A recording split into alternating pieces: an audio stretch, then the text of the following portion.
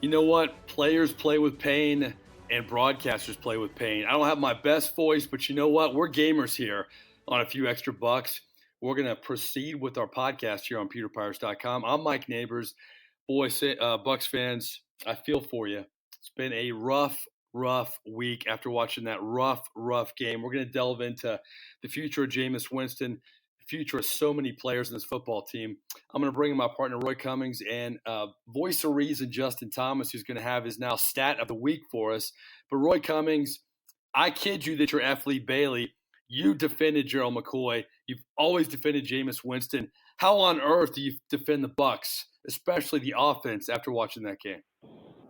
You can't. There is no defense for anyone on that team at this point. Certainly on the offensive side. Well, I mean, any side of the ball. Look, talk about a complete and utter collapse. Arguably is the worst game he's ever played. The defense gave up another 20, almost 30 points by itself. Brandon didn't get much help from the offense, but it certainly didn't provide the offense with any help either. Don't forget that. Special teams cost you with a couple of lost punt recoveries there. So, it was just an overall horrible effort by the Buccaneers, and it's something that we're sort of getting used to yet again. I mean, every time we think that this is going to change, or that some new coach is going to change it, or things are going to get better, it doesn't happen. And you're 6 games now into the Bruce Arians regime era, if you want to say, and it sure looks an awful lot like Dirk Cutter and Lovie Smith and Greg Schiano and everyone before them. So it's really mind-boggling how this team, no matter who the coach is, no matter what his caliber is, no matter who the players are, it's the same thing just keeps on happening time and time again. So the defense rests, but Roy Cummings, is it a good time for a bye week, or is it the worst time for a bye week right now? I think it is a good time for the bye week because the defense has really fallen into a horrible run. There's no doubt about that. Jameis Winston, he probably wishes he could go right back and play. Could have played the next day. Because for me, that was just a bad game for him. And we've seen those bad games before. I know, I get it, but it really looked, and legitimately so, as if he had possibly turned a corner here in the previous few weeks. And if you want, I'll go through the stats there, but to defend that claim. But there were some other areas where they need to get healthy. Offensive line, obviously, they need to get healthy on the right side. Not that DeMar Dotson and Alex Tapper are going to make that much of a difference, but they need something a little bit better than what they got in Josh Wells and Earl Watford, that's sure. So a good time for the bye week overall because, again, defensively, they need to make some adjustments. They need to get another punt returner in there now that Bobo Wilson is gone, and, respectfully so. And they need to get some people healthy on the offensive side. So a good time for the bye week for these guys, for sure. Okay, Roy, you said arguably the worst game for Jameis Winston. I'm going to take arguably out from my take. How do you get worse than 5 picks, a lost fumble, and 7 sacks aren't his fault, but still a bad football game? Justin Thomas, I'm going to bring you in here, our esteemed producer, our voice of reason. You have stats on Jameis Winston that are not very good. Can you provide those for us? I went back and I took the average of his touchdowns and his turnovers of the first 6 games that he started in his first 4 years. And he averaged about 10.5 touchdowns, 8.5 turnovers, like I said, over those 6 starts over his first 4 years. This year, 2019, in his first 6 starts, 12 touchdowns, 12 turnovers. So if anything, this year, his average is even worse than what he was averaging his first 4 years. Roy, he's just the same guy. And you know what? I didn't expect Bruce Arians to come in here with a magic wand and turn things around quickly. But Jameis is doing the same stuff that we've seen, every year prior to this. He's not getting better, Roy. I just don't know how you put your future with this quarterback anymore. What's your take on that? Well, right now you don't have anybody else that is significantly better. We don't know what Ryan Griffin can do, but for whatever reason, 3 head coaches now have not thought that he's a better option. That's number one. So you have to probably suggest that he's not. Number two, I'll counter the stats, and I'm not denying them. Justin's original research there is sound. It's good stuff. It paints the picture of who Jameis Winston has been for sure. But the reason I believe that Jameis Winston may not be that player that Justin portrayed with those stats anymore is because in the prior 4 games, or the 4 games prior to last Sunday, when he had this, again, arguably his worst game ever. And by the way, you said arguably, and it is hard to argue. You mentioned the sacks. You said they weren't all his fault, but you know what? At least 3 or 4 of them were his fault. So it probably was his worst game ever. But either way, in the 4 previous games before that, Jameis Winston completed 63% of his passes for 1,074 yards and 2 interceptions. And he went into that game last Sunday ranked second in the NFL to Russell Wilson with 12 touchdown passes. Russell Wilson had 1 more. At one point in that game, in fact, when the game ended, Jameis Winston was tied with Russell Wilson for most touchdown passes in the NFL. He had a bad, didn't seem to really be in sync. But you know what? You can say that about a lot of football teams in the NFL. Sync in week 1. He came back. He bounced back very well over the course of the next 4 games. And by the way, had a passer rating of 100 points or better in each one of those next 4 games. First time he's ever done that in his career. Have 4 100-plus passer rating games in a row. And then he just he had a horribly bad game decision-making wise against Carolina in London. Most of that was his fault. A couple of interceptions were not, but the decision-making on the fumbles was poor. He needs to get rid of the ball quicker. But here again, he's behind almost immediately, partially on his own, volition. But he's behind. He's trying to make things happen. He fell back into the old habit, the bad habit of trying to be the Superman that Bruce Arians is trying to teach him not to be, thinking that it's all on him, and if he doesn't make a play, the team loses. So it's a tough spot for him to be in. He found himself in that tough spot last week, and he reacted the way Jameis Winston has always reacted. The key, again, as I said in week 1, after a bad game, is how does he look going forward? You have to believe that he can get better because he's done it before. Again, I said, we went through this before. After the last 2 weeks, we were wondering, if this was an indication that Jameis Winston had kind of turned the corner a little bit. And I said, look, he's going to continue to have these bad games. He's just got to minimize them. And, so let's see how he responds over the course of the next few weeks here. My guess is he'll do well. I kind of disagree. Go ahead, Justin. I have to say, I disagree with 2 things. First, it wasn't like the Bucs were down, and then in the 4th quarter, Jameis threw 5 picks. I mean, that was from the very beginning. It's not like you said, he's trying to play catch up and get the team to win because they're down so much. I mean, he's making poor decisions from the onset. And the other point I have is we've seen this so many times with Jameis. Yeah, he'll go through a stretch where he has 3 or 4 games where he looks really good. And then he returns to the Jameis we're used to, where he's making horrible decisions throughout the game, turning the ball over.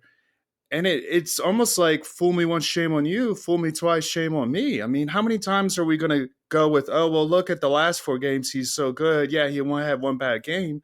That's his whole career. It's like 3 good games, 1 bad game, 3 good games, 1 bad game.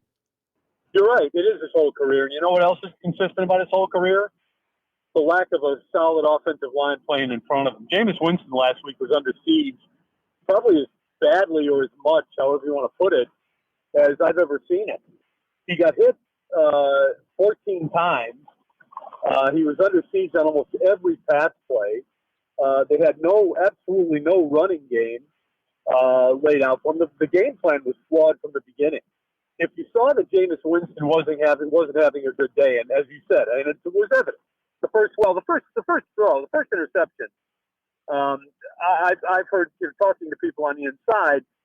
there's as much blame going to Mike Evans for that as there was to Jameis Winston, because Mike Evans made no attempt whatsoever to come back on that pass route and, separate himself from the defender, which has got to happen. The kid needs a little help, Jameis Winston. He needs help from his line, and he needs help from his receivers, and he's not getting it. What else is new? And, when he does throw a long pass, and it looks like he's going to, it's going to work out well for him, Mike Evans drops the ball. Mike Evans dropped at least 3 catchable passes in that game. That certainly didn't help matters. And again, look, I'm not denying what you're saying. I said it. Arguably the worst game he's played, and I'm just saying arguably because I'm trying to think of a worse one. I'm thinking there probably is one because that's Jameis Winston. But I still believe that if you put this kid behind a legitimate offensive line that can protect him and give him a running game, that he can, he'll give you what you're looking for. The Bengals, more often than not. The Bengals game last year was bad, but I think that was bad just for the all-around stats and decision-making. But Roy, since he came into the league in 2015, I get it with the offensive line, but he has 87 giveaways. 87. I mean, Blake Bortles is second with 76. That's how bad that is. I know that the offensive line is bad, but that offensive line to me personifies this Bucs team right now. Look at the money that Donovan Smith is making. Look at the money that Ryan Jensen's making. Look at the money that Ali Marpet's making. I mean, this team, give me some hope. Is there any hope with this football team right now? I mean, up and down, I don't see a lot of hope here. No, it doesn't look like it now, but I believe there is hope because I believe that, again, I don't think you're going to see that kind of a game consistently out of Jameis Winston. I think you're going to see more games like you have the previous 4 than you will like this one. But the hope there has to be. Here's the thing, guys. It has to be more than just Jameis Winston improving and avoiding games like this.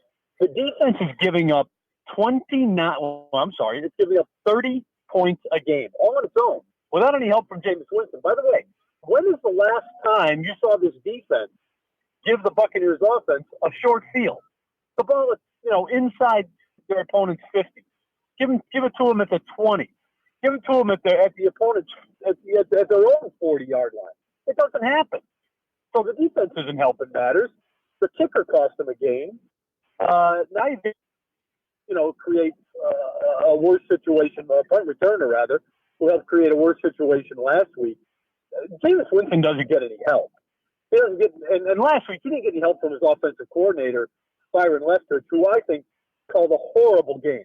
Well, going up against the second best pass rush unit in the NFL up to that point, with 2/5 of your offensive line, your right guard and your right tackle out with injury, he ran the ball 14 times. That's inexcusable.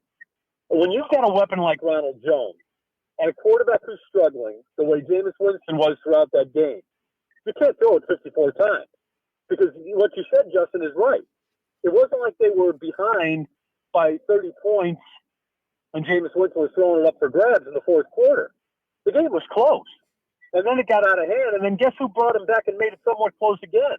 If the defense had been able to hold maybe just once or twice, I think they could have had a chance here. It wasn't their day, so it wasn't going to happen. But at the end of the day, when the game was close in the first half, they never ran the ball. The game plan was horrible. And it's the second time we've seen that happen. I'm not sure that this team is being helped at all by Byron Leftwich and his rookie play calling.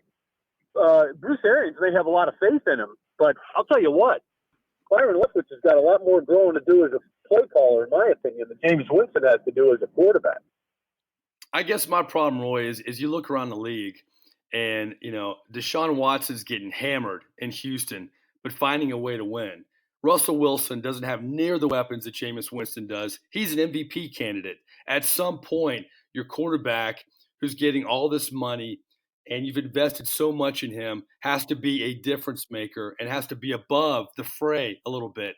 If Deshaun Watson and Russell Wilson can make the most out of their situations, to me, Jameis Winston has more weapons than both of them, and he's just not getting it done.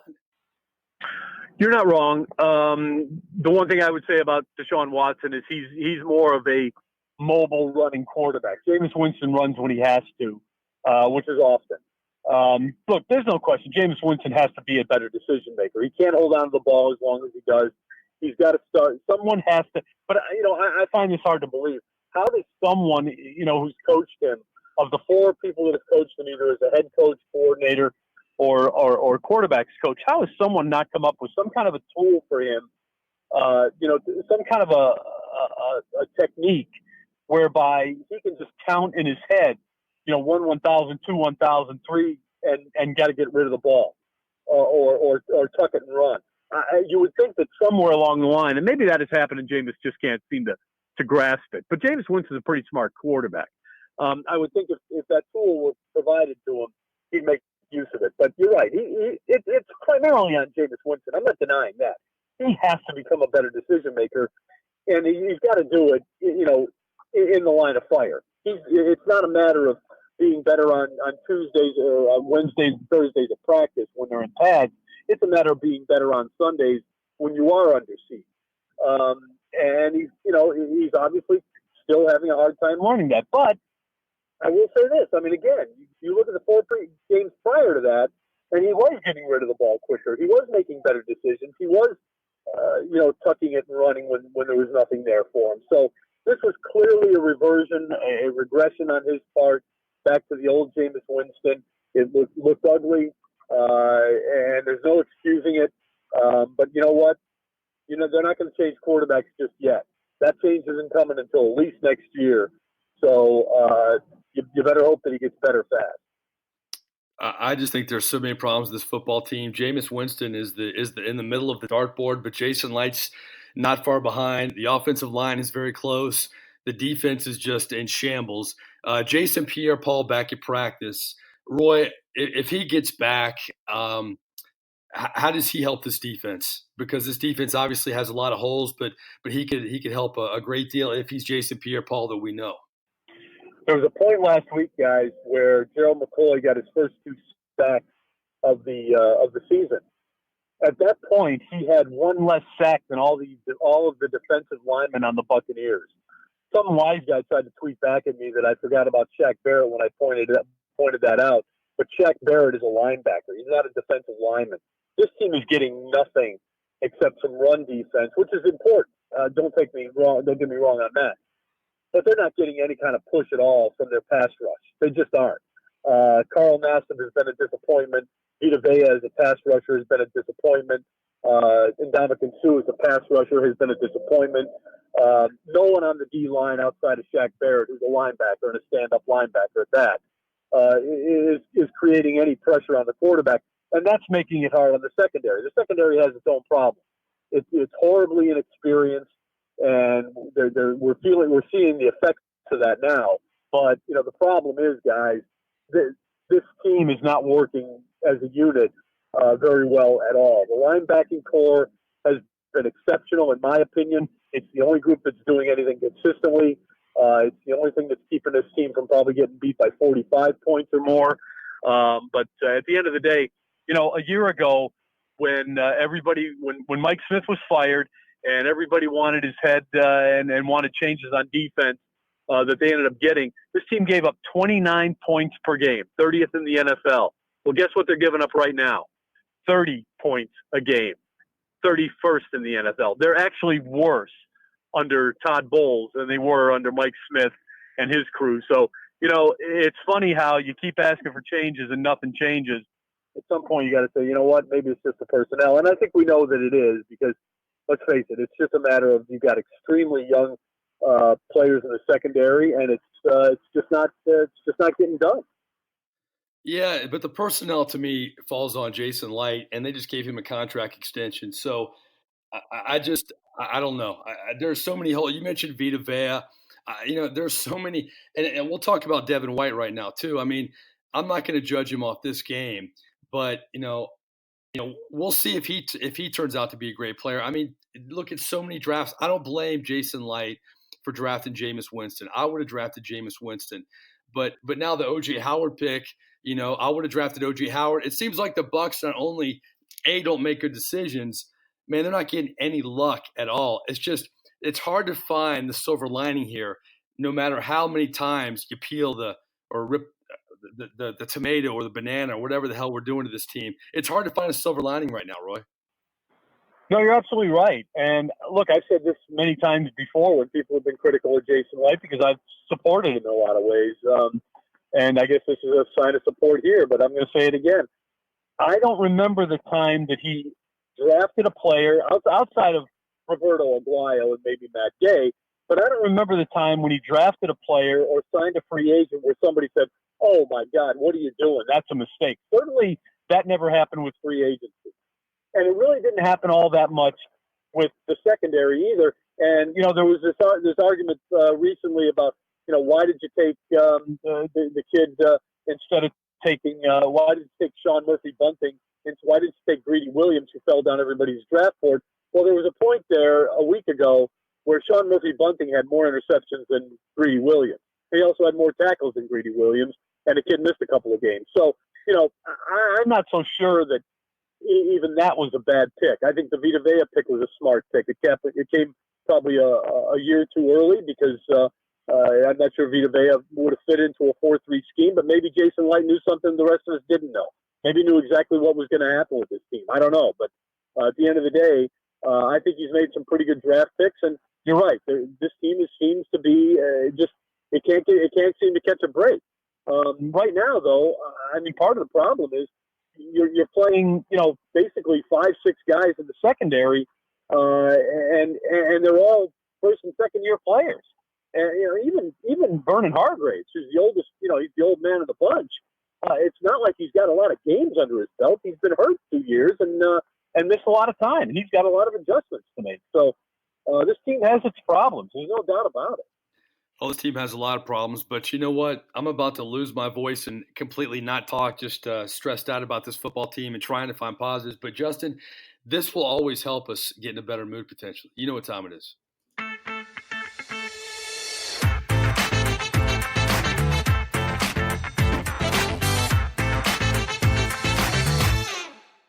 It's more likely, baby. 3 hypotheticals. We're going to bring back Justin Thomas. Roy Cummings is still with us. Our first one, Jalen Ramsey was traded, and I actually applaud Tom Coughlin for waiting for the right offer for a desperate football team to throw 2 first-round picks and another pick at him. Thought that was a good move by Tom Coughlin. But more likely, we begin with Justin. Is it time to trade O.J. Howard if they get a good offer? Get some draft picks. This team needs more draft picks. This team needs more players. If they get a good offer, would you trade O.J. Howard more likely? Yeah, I would. The Bucs already have Cameron Brate, who's also talented. And I think with the direction the team's going and how little they've used O.J. Howard, and it seems like the times they've used him, he's either dropped the passes or done other things that haven't helped. I don't see why not try and turn a player like that around and get another player who could potentially help the team in a more needed position. Very good points. Roy Cummings, more likely, would you trade O.J. Howard if you got a nice deal? No, I wouldn't. You got lucky when O.J. Howard was arguably the second, third, maybe fourth at worst, fifth at worst, best player in a draft, and fell to number 11 to you. That's you wait for moments like that. You can't judge O.J. Howard just yet. I think he's going to get a lot better. I still think he's a Pro Bowl caliber player. A lot of people believe that. You look at the talent, he's going to be just fine. This offense doesn't use the tight end as much, but you know what? If Cameron Brate were to go down, suddenly, what are you looking at? He's a talented player. You don't know what you're going to get for sure. You don't know what that draft pick's going to be. The Buccaneers probably hope that they're going to be picking somewhere around 15th or 16th. At this point, if they finish 500, which I think that's what this team is, about a 500 team. If they win 7 games or 8 games, they're going to be picking in the middle of the pack. So you're the probably, depending on what you get for that player, are you getting something better? Who you trading them to? Why go make another team better when you need players yourself? I think it's way too soon to start talking about moving people like O.J. Howard. Yeah, but Roy, if they're not going to use them, then what's the point of keeping them? They hardly ever use them. Well, they are going to use them. They've been trying to use him now, but he hasn't caught the ball. So he hasn't really earned an opportunity to continue to be used at a high rate. They're going to use him. Believe me, that's going to happen because he's a dynamic player. This team has to, do a better job. Again, I don't think that Byron Leftwich is excelling as an offensive coordinator right now. I'm not sure how much longer he's going to last as an offensive coordinator. He may not be here. Some people think Byron Leftwich will be a head coach within the next 2 years. Your hope is that O.J. Howard's going to be with you for the next 15. It's way too soon to give up on a player of his caliber just because you may not have used him as much as everybody wants you to in the first 5-6 games of the season. That's no time to start giving up players, even for first-round draft picks, which you probably wouldn't get. If somebody would have asked me 3 months ago, would you trade O.J. Howard? I said, are you out of your mind? I thought he was going to have that breakout year. But right now, Roy, you kind of said it. I think this football team needs players, plural, players. And if they get a good deal for O.J. Howard, they get like multiple draft picks. That could put them in position to get those players. And if he's not going to use, Bruce Arians is going to be here. I say it depends on the deal. I don't just get rid of him to get rid of him, obviously. But if I can acquire players, that's how football teams get better. Yeah, they can finish 500. Who cares? They're not making the playoffs. This team needs to kind of branch out and finally make the playoffs and be a good team. And to me, if they could get players, I would trade O.J. Howard, just depending on the deal. But you know what you just said something though. I mean, just before we started this segment, we were talking about how the Bucs have, really kind of they've had a hard time striking gold in the draft, and I mean, I guess O.J. Howard could be considered part of that. But at the end of the day, if you don't really believe in your general manager and he's not a guy that you think is going to draft particularly well, and he's around for the next 4 years as it is, wouldn't you rather keep the guy that is, at least has gold caliber, as a gold standard player, as opposed to having him possibly go out and get somebody who's going to end up being tin or copper? I mean, that's the way I look at it. I think I understand, yes, you need players, but we just made the argument that Jason Light hasn't done a good job of bringing in players as it is. Now you want to trust him. Now you want to give up a gold standard player for and allow Jason Light to maybe go get a second round pick and a third round pick. And what's he going to do with them? Are you sure that he's going to get 2 gold standard players back? I don't think you are. And by the way, you're going to need the tight end at some point. Again, I don't think right now tight end is one of the few strengths this team has. I wouldn't weaken that area by getting rid of the best tight end that you have, at least talent-wise. Okay, in the span of about 5 minutes, you've defended Jason Light, and now you don't trust him to save your life. I think it's a sad state if you're mortgaging your future because you don't trust your GM. That means your GM shouldn't have a job, which I've maintained the whole time. The fact that he got a contract extension because he brought Bruce Arians is ridiculous. I think a team like the Bucs needs players. O.J. Howard's not going to turn your team around. If you can turn around that defense, you already have enough weapons on offense. I think you get the players. But if you base it on the fact that, well, we're not going to trade O.J. Howard because our GM sucks, that's a very sad state for a franchise to me in a lot of ways. So, all right, more likely number 2, the running back situation. It's by committee right now. I think Ronald Jones has showed enough more likely to potentially be that guy to get more carries. More likely, Justin Thomas, should it be running back by committee, or should Rojo be the bell cow right now? I too have liked what I've seen in Ronald Jones. I almost think their positions should flip. Ronald Jones should get the bulk of the carries, and Peyton Barber should come in for relief or special situations. I would assume that's still considered a running back by committee. I don't know how you want to technically define if it's even split or whatnot, but regardless, I do think Ronald Jones should be getting the bulk of the carries. Good points. Roy Cummings, what do you think about the running backs more likely? Should they switch it up, or do you like it the way it is? What I don't like is that they haven't used the running game enough. I think I don't mind the way they've been doing it. I do like the way the two players complement each other. I think that's important, and I think that's been helpful. I think it's one of the reasons that when they have run the ball, they've actually gotten a lot of success from it. They've done a good job of it. because you do have two different kind of players there. And I do kind of like Ronald Jones as the guy who comes in after Peyton Barber's kind of beating up the defense a little bit. I like the fact that Ronald Jones comes in when those guys are kind of used to more of a power back, more of a one-cut runner, and then here's this guy who can kind of, slice through the line a little bit if he's got a bit of a hole and make you chase after him and make you miss a little bit. So I like the way they're being used. I just don't think they're being used enough. Yeah, we talk about Jason Light, that what a huge turnaround for him to have Ronald Jones play the way he has. I mean, if Ronald Jones doesn't kind of salvage his career this season, that draft with all the picks they had in the second round looks so bad. And Vita Vea, the way he's okay. He's not great. He's kind of turned around that draft in a lot of ways. So, yeah, I think both of you make good points. I'd like to see Ronald Jones, see what he could do, because I know, covering the Saints for so many years, when Mark Ingram was sharing the load, he wasn't the same back. You see this around the league too. A lot of guys, when they share the load, you don't really see what they're all about till they get in that rhythm as a running back. And I think if Ronald Jones got in that rhythm, potentially he could really break out a little bit, and I'd like to see that. Our third, more likely, we like to have fun. I'm going to go to music. The finalists for the Rock and Roll Hall of Fame 2020 have been announced. I kind of narrowed it down to 3. If you could go to concert and see one of these 3, and Justin, you may be a little young for this, but we will see.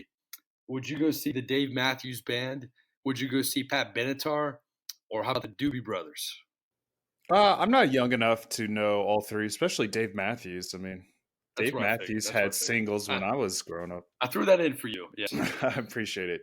Of the 3 you mentioned, I'd probably go see Dave Matthews Band. He's not technically or his group, I should say. His band isn't technically my choice of music. I do like some of their songs, some of their singles.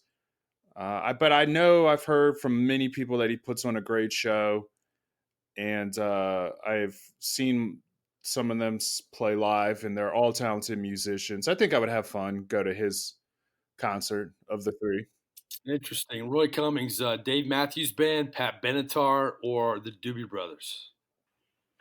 It's not even close. I'll go to see the Doobie Brothers because Pat Benatar doesn't even belong in the Rock and Roll Hall of Fame. She belongs in an exhibit about women rockers, and she's probably not even close to the best. Wow. Dave Matthews Band, again, not even worthy of the Hall of Fame. Nice little band, got us through the 90s a little bit, but certainly didn't give us anything memorable or special. So, no, it's no question. I'll go see the Doobie Brothers. They were a legitimate, solid band in the 70s, had a good string of hits, and, spawned a couple of decent solo careers. So, yeah, Doobie Brothers all the way. All right, for the record, Roy Cummings much harder on Dave Matthews Band and Pat Benatar than Jason Light or Jameis Winston in this podcast.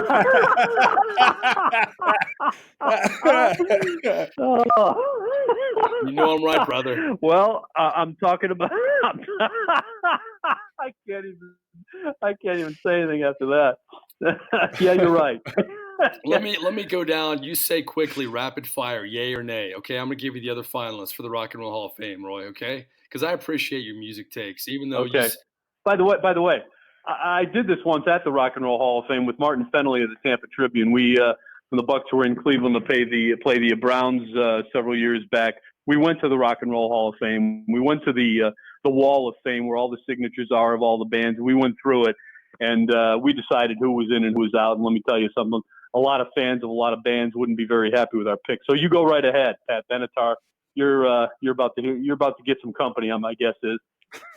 Okay, but by the way, the Rock and Roll Hall of Fame, if you haven't been, is very good, and I think it's awesome. There's so many great rooms, and you can spend hours there. So I thought I really had fun there. Do you disagree with that? No, absolutely not. No, it's absolutely wonderful. I wish it was a little bit bigger. I think there's some areas that they could really expand on, but it's certainly if you go to Cleveland, it's a must-see event. Okay, I go Doobie Brothers, by the way, too. I love the Doobie Brothers, especially when Michael McDonald was with them. Man, they were rolling. I got a lot of Doobie Brothers love. All right, yay or nay? Pat Benatar, you say nay. Dave Matthews Band, you say nay. I can't wait for some of these. All right, Roy, Depeche Mode. Yay.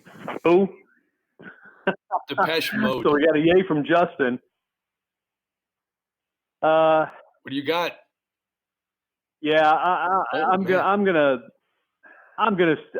say no. I'm not sure they were even the best of the second wave of British invasion bands. Yeah, kind of, a couple of hits, nothing special. So, it's the rock and roll. It's the Hall of Fame. It's supposed to be. I mean, again, I think we've sort of agreed on this. When you talk about Hall of Fame, you're talking about, can you write the history of that sport, or in this case, rock and roll music, without mentioning these people? I think you can do it without mentioning Depeche Mode. I totally disagree. Wow. That's a generational thing right there. All right. Okay, we're going to go rapid fire. Yeah, I believe it is. Whitney Houston. Yay. Yeah, I'll go with Whitney Houston, one of the great voices of all time. Yeah. Judas Priest. No. Not a chance in the world. Kraftwerk. Yes, definitely. Once again, not a chance in the world. Garbage. You have to take into account what they did for electronic music, though. Well, that's just it. It's electronic music. I'm not sure you're doing much there. Are you kidding? Oh my God, all right, go on. MC5. Who? MC5. Punk band. Yeah. Yeah, obviously they didn't make my cut. We'll keep going. Motorhead. No. If Justin says no, I'm going to be a no. This is one of Roy Cummings' favorites. 9 Inch Nails. Yeah, I would think so. Yeah, definitely. Actually, they changed industrial music. All right, so clearly Justin has more knowledge of electronic and industrial music than I do. So I'm going to agree with him because I believe 9 Inch Nails does belong. I think they were innovative, and I think they did a lot of things that other bands didn't and never even would have thought of. Wow. Okay, I'm gonna skip to 2 more here. Soundgarden. No. I'm gonna say not quite. Yeah. Good, but not great. Yeah, I agree. I would say they were okay, but not good. Okay, last one. I can't wait to hear this one. Thin Lizzy. They had some good hits, but I don't know. Justin. I was gonna say they had some good hits, but I don't think so. If you don't put Soundgarden in, you don't put Thin Lizzy in. Yeah, Thin Lizzy actually gets in. Wow! With the one-hit wonder. Wow. That's it. Wow. Okay. All right. See, here's the thing. This is what's wrong with the Rock and Roll Hall of Fame, guys. Is you could be a one-hit wonder, see Thin Lizzy, or a two-hit wonder, see Soundgarden, or have an album or two that somebody thought was special, and you get in. I mean, these people are all going in, or were these all just, or these are the nominees? Nominees. They have not announced well, thank the class. God for that. Yeah. But, Yeah, there you go. At the end of the day, I just think it's become, look, if you had a record, you're getting in at some point. They're afraid to upset anybody. Look, there is a bit of a generational issue. Justin certainly has a lot more knowledge of, as I said, some of the industrial music and the electronic music than I do. Pretty soon they're going to be letting in DJs and things like that if they haven't already. To me, again, it's not everybody was great. Okay, Thin Lizzy wasn't great. They had a nice song. That's it. Okay, well, this typifies how bad the Bucs season has been. We spent more time arguing about the 2020 Rock and Roll Hall of Fame than the Tampa Bay Buccaneers. And maybe Bucs fans, if you're listening, I know my voice is bad, but we kind of took your mind off how bad this football team is. So before I completely lose my voice, Roy, we love you. I may not always agree with you. You may not always agree with me, but we're brothers. Justin Thomas, thanks for your voice of reason. Thanks for the stats you bring to the table. You can find us on all the platforms, folks, from Podbean to iTunes, Stitcher, Spotify, and Google. I'm Mike Nabors. I'm going to say goodbye before I completely lose my voice. But check out pewterpirates.com, subscribe today, and we will talk to you again next week. Really appreciate it.